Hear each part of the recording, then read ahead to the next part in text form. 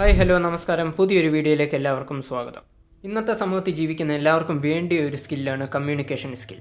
മറ്റൊരാളെ അട്രാക്റ്റ് ചെയ്യാനായിക്കോട്ടെ, ഒരാളെ influence ചെയ്യാനായിക്കോട്ടെ, relationship build ചെയ്യാനാണെങ്കിലും, ബിസിനസ്സിൻ്റെ കാര്യത്തിലാണെങ്കിലും, നെഗോസിയേഷൻ്റെ കാര്യത്തിലാണെങ്കിലും തീർച്ചയായിട്ടും കമ്മ്യൂണിക്കേഷൻ സ്കില്ലെന്ന് പറയുന്നത് നമ്മുടെ ജീവിതത്തിൻ്റെ ഒരു ഭാഗമാണ്. നമ്മൾ തീർച്ചയായിട്ടും അത് അറിഞ്ഞിരിക്കേണ്ട ഒരു കാര്യവും കൂടിയാണ്. ഇന്നത്തെ വീഡിയോയിൽ കമ്മ്യൂണിക്കേഷനുമായിട്ട് ബന്ധപ്പെട്ട കുറച്ച് കാര്യങ്ങൾ ഈ വീഡിയോയിൽ പറയുന്നുണ്ട്. ഈ കാര്യങ്ങൾ നിങ്ങൾ ശ്രദ്ധിക്കുകയാണെങ്കിൽ നിങ്ങൾക്ക് ഒരാളുമായിട്ട് നല്ല രീതിയിൽ ഒരു റിലേഷൻഷിപ്പ് ബിൽഡ് ചെയ്തെടുക്കാനും അതുമില്ലെങ്കിൽ അയാളെ നല്ല രീതിയിൽ ഇൻഫ്ലുവൻസ് ചെയ്യാനും സാധിക്കും. റിലേഷൻഷിപ്പ് ബേസ്ഡ് ആയിട്ടുള്ള tips and tricks, psychological based ആയിട്ടുള്ള ടിപ്സ് ആൻഡ് ട്രിക്സ് ഇതൊക്കെ അറിയാൻ ആഗ്രഹമുള്ളവർ തീർച്ചയായിട്ടും ഈ ചാനൽ ഒന്ന് സബ്സ്ക്രൈബ് ചെയ്യുക. അതുപോലെ ഈ വീഡിയോ നിങ്ങൾക്ക് ഇഷ്ടപ്പെടുകയാണെങ്കിൽ വീഡിയോ തീർച്ചയായിട്ടും ലൈക്ക് ചെയ്യുക. നിങ്ങൾക്ക് വേണ്ടപ്പെട്ടവരിലേക്ക് കഴിയുമെങ്കിൽ ഷെയർ കൂടെ ചെയ്യുക. കൂട്ടത്തിൽ നിങ്ങളുടെ അഭിപ്രായങ്ങൾ കമൻറ്റ് ബോക്സിലും കൂടി രേഖപ്പെടുത്തുക. റിലേഷൻഷിപ്പ് ബേസ്ഡ് ആയിട്ടുള്ള പല വീഡിയോസിലും ഞാൻ പറഞ്ഞിട്ടുണ്ട്, നിങ്ങൾക്കൊരാളെ അട്രാക്റ്റ് ചെയ്യാനാണെങ്കിലും, ഇൻഫ്ലുവൻസ് ചെയ്യാനാണെങ്കിലും, ഇംപ്രസ് ചെയ്യാനാണെങ്കിലും നിങ്ങൾ നല്ല രീതിയിൽ സംസാരിക്കാൻ അറിയുന്ന ഒരു വ്യക്തിയായിരിക്കണം എന്നുള്ളത്. എന്നാൽ ഒരാളോട് സംസാരിക്കേണ്ട സന്ദർഭം വരികയാണെങ്കിൽ പലർക്കും പേടിയാണ്. ഒരാളോട് സംസാരിക്കുമ്പോൾ ഒന്നെങ്കിൽ എന്തെങ്കിലും ചോദിക്കുമ്പോൾ അവരത് റിജക്റ്റ് ചെയ്യുകയോ അല്ലെങ്കിൽ അതിൻ്റെ പരിണിത ഫലമെന്നോണം വല്ല നെഗറ്റീവായിട്ടുള്ള ആക്ഷൻ ഉണ്ടാവുകയോ ചെയ്യുമ്പോഴാണ് മറ്റൊരാളോട് സംസാരിക്കാൻ ഒരാൾക്ക് പേടിയുണ്ടാകുന്നത്. അതുമല്ലെങ്കിൽ ഈ ഒരു കാര്യം ചോദിക്കുകയോ പറയുകയോ ചെയ്താൽ അവരെന്ത് കരുതും എന്നുള്ളൊരു ടെൻഷൻ. ഒന്നിലധികം റിജക്ഷൻസ് ഉണ്ടായാലും അതിനെയൊക്കെ ഫേസ് ചെയ്ത് മുന്നോട്ട് പോകുന്ന വ്യക്തിയാണ് യഥാർത്ഥ കോൺഫിഡൻസ് ഉള്ള ഒരാൾ. സോ നിങ്ങൾ നിങ്ങളുടെ ഉള്ളിലും അതുപോലെ ഒരു കോൺഫിഡൻസ് തീർച്ചയായിട്ടും ഉണ്ടാക്കിയെടുക്കണം.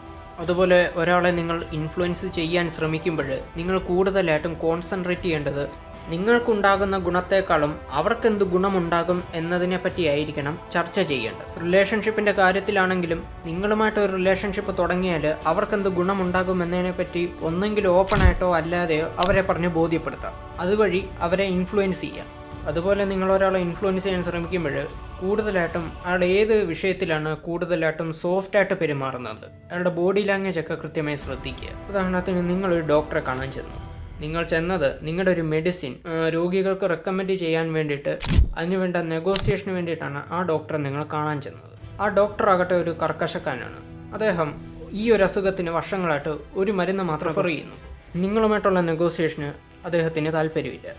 അങ്ങനെ കുറച്ച് നേരത്തെ സംഭാഷണത്തിലൂടെ നിങ്ങൾക്ക് മനസ്സിലായി, അദ്ദേഹത്തിൻ്റെ വാക്കുകളിൽ നിന്നും നിങ്ങൾക്ക് മനസ്സിലായി അദ്ദേഹം രോഗികൾക്ക് കൂടുതൽ ഗുണമുള്ള കാര്യങ്ങൾ ചെയ്യുന്ന ഒരു ഡോക്ടറാണ്.